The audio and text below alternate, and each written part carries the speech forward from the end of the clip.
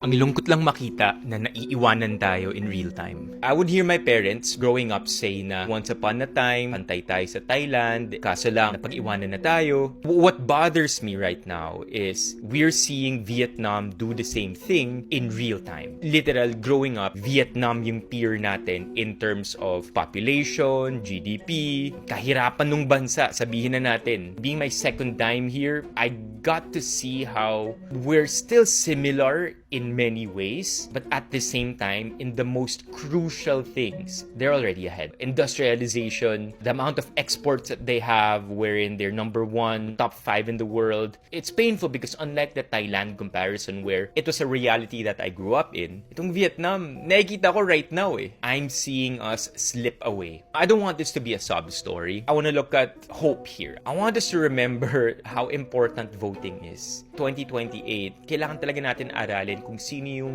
iboboto natin. I don't like to say that there's a right and wrong answer. I just want to double down on us researching, making sure na panatag yung loob natin kung kanino man tayo boboto kasi napag-aralan natin, yun yung gusto natin. To exercise the idea na nasa kamay natin yung chance to change our country for the better.